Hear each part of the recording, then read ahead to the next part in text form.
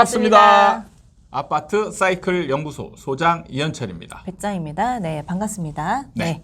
소장님, 오늘은요. 네. 제가 자그마한 불만 사항이 있어서 약간 이 영상을 빌어 한번 얘기를 해볼까 합니다.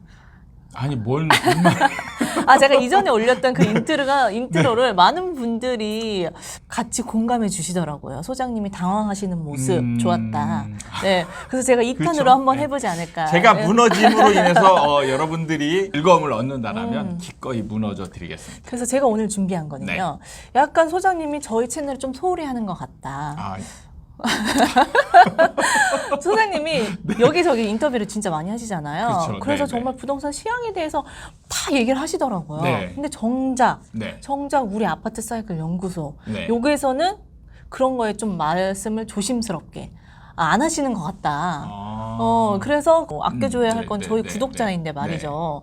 여기서는 안 하고 계신 거는 아니지 않을까. 좀 반성을 해야 되지 않을까. 그거보다는 저는 배짱이님이 지금 질문하신 거에 대한 답을 하는 사람이거든요. 그러니까. 네. 근데 그거보다는 그거를 질문을 좀 이렇게 하셨으면 저는 그 질문에 답을 했을 텐데 이걸 고스란히 저한테 넘기시는 것 같은데 제가 볼 때는 질문을 안 해서 그런 아닙니다, 것 같은데. 아닙니다. 제가 항상 궁금한 게 뭐겠어요, 소장님? 네. 아니 그러니까 질문을 근데, 하시라고요. 네. 다른 걸 하다 보니까 이게 밀리는 예. 것 같아요. 네, 근데 이번에는 네네. 저희 채널에서 요즘 부동산 시황에 대해서 좀 얘기를 해봐야 되지 않을까 예. 싶은 생각이 들거든요. 네. 저희가 소장님이 항상 말씀하신 게 네. 이제 올해까지는 이제 정체기가 네. 유지될 거고 내년부터는 이제 하락이 시작될 거다. 네. 이렇게 말씀을 하셨단 말이에요. 예. 그래서 이 부분에 대해서 예. 다시 한번 좀 얘기를 해볼까 합니다. 예. 이 부분이 아직도 네. 같은 의견을 가지고 계신 건지. 지금은 좀 상황이 변했죠. 네. 뭐 그렇습니까? 틀렸다면 틀린 부분일 수도 있고요. 네. 지금 약간 반응을 어떻게 해야 할지 고민을 하고 있었어요, 이게. 네. 바뀌었다. 약간은 네. 좀 어떻게 보면 빠르다. 네. 진행 상황이 굉장히 좀 빠르다. 이렇게 말씀드릴 수가 있고 네. 지금은 이제 거의 본격적인 하락장으로 접어들었다. 이렇게 봐도 무방하지 않을까 싶습니다. 하락장으로 말할 수 있다, 지금 시장 상황을. 네. 어떤 근거로 그렇게 생각을 하시는 거죠? 일단 가장 제가 크게 보는 거는요. 정체기와 하락장의 가장 큰 구분 기준은 뭐냐면 네. 뭔가 상승 요인이 생겼을 때 뒤집어지느냐예요.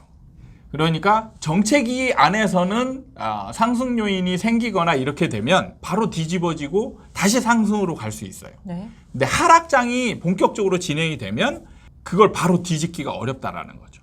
상승 요인이 나타나도 그렇습니다. 네, 바뀔 수 없다. 네. 근데 지금 나온 것 중에 상승 요인이 있었나요, 저희가? 특별한 대외 변수로는 상승 요인이 없는데 네. 지금 정부가 변수예요.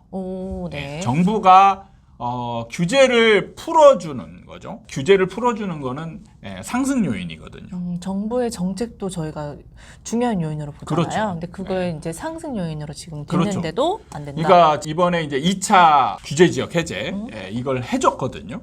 해줬을 때 이제 시장의 반응들을 보면 조금씩이나마 이제 그 집을 가진 사람들이 호재다라고 여겨서 호가도 좀 올리고 매물도 걷어들이고 이런 행위들은 나타났어요. 네. 그러면 이게 만약에 어느 정도 상승 흐름으로 연결이 되려면 매수자들이 이제 쫓아가서 거래를 하면 이게 상승 분위기로 전환이 되거든요. 네. 근데 이제 거의 모든 지역이 매수자들이 쫓아가서 사는 행위를 안 하고 있다라는. 그러니까 매도자만 반응을 하고 매수자는 반응을 하지 않았다. 그렇죠. 그럼으로 인해서 시장의 그 분위기가 계속 유지가 되면서 유지가 되면은 여기에서 시장이 이제 시간이 흘러가잖아요. 그럼 어떻게 되느냐면 기대를 했던 매도자들이 이제 포기하는 상황들이 벌어져요.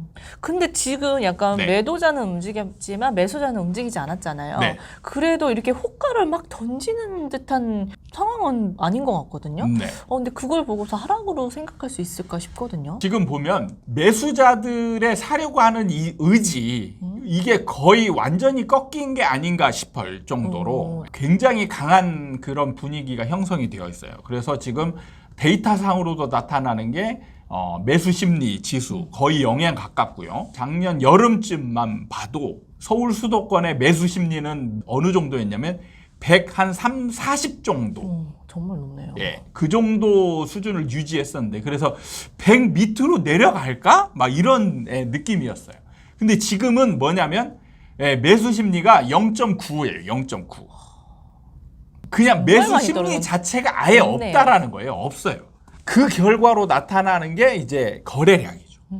거래량이 아예 없고 그 다음에 이제 조정 대상 지역에서 해제된 게 이제 일단은 지방으로 이제 한정되어 있는데 수도권도 일부 해제가 되었거든요. 네. 그 수도권 안에도 굉장히 작년까지 난리가 났었던 파주나 이런 데들이 지금 포함이 되어 있단 말이죠.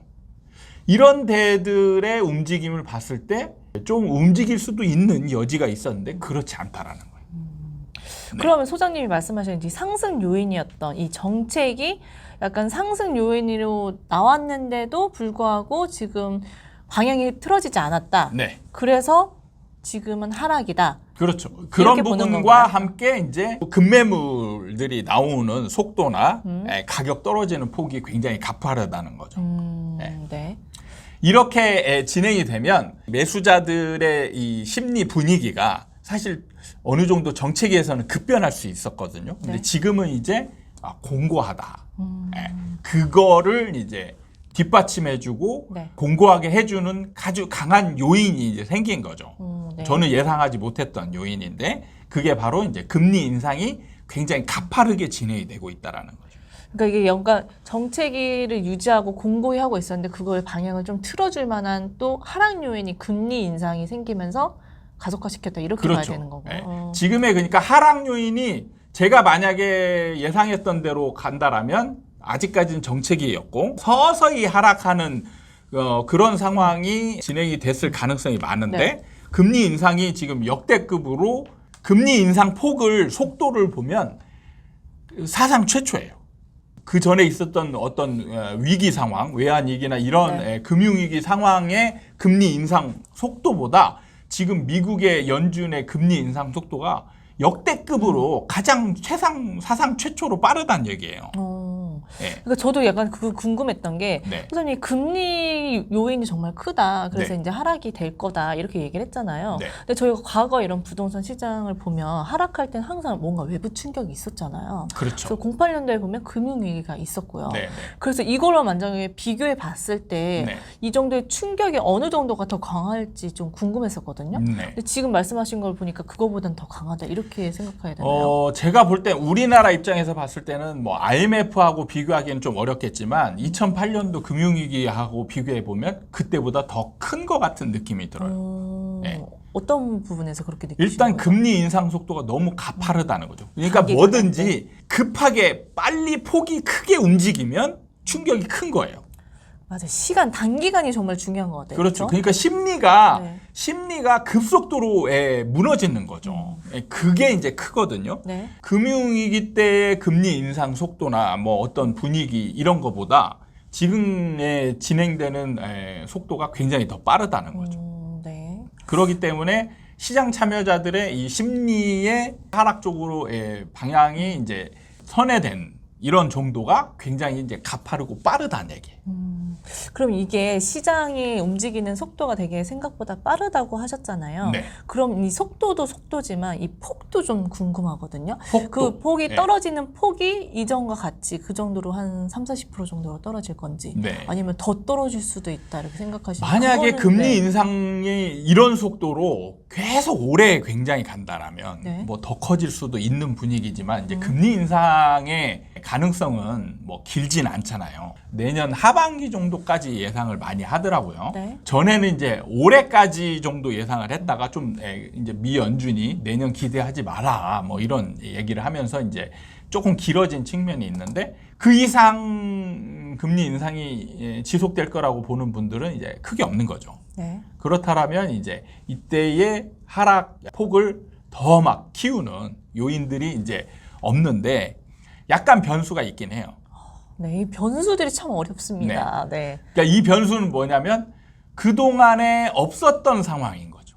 예측하기 어려운 상황. 물론 예측은 하고 있었지만 과거 데이터가 없는 거예요. 네. 네, 그게 뭐냐면 우리나라 지금 인구 감소죠. 아, 네. 네.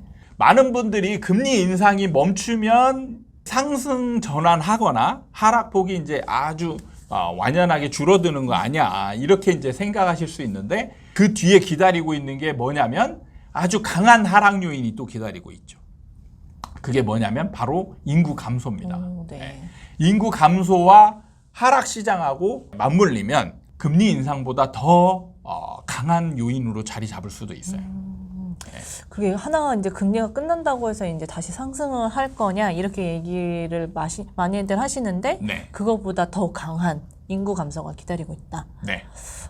네. 그렇기 때문에 이제 더 많이 하락할지 지금 이제 하락폭이 크기 때문에 빨리 30% 40% 하락하는 데들이 예전보다는 많아질 수 있거든요. 네. 그럼 여기서 이제 더 하락할 수도 있고 완연하게 이제 옆으로 기는 그런 상황들이 벌어질 수도 있어요.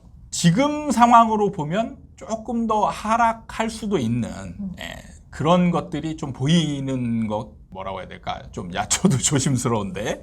네. 그러니까 예전에 이제 평균적으로 40% 정도 네. 하락을 했다라면 이거보다 조금 더 예상을 하고 있는 게 좋지 않을까 이런 생각이 듭니다.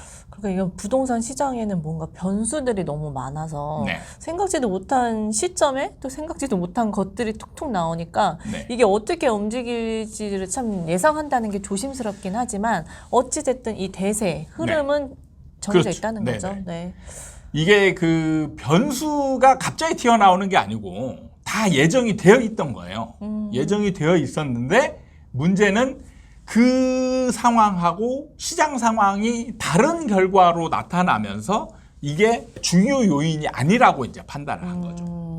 그러니까 인구 감소는 이미 수년 전부터 예견이 되어 있던 문제거든요. 그쵸, 네. 네, 누구나 다 지금 우리나라가 계속 인구가 늘 거라고 생각했던 사람은 아무도 없어요. 근데 이게 상승장이었잖아요. 작년까지. 네. 작년까지 상승장이었기 때문에 인구 감소 요인이 크게 와닿지가 않았던 거예요.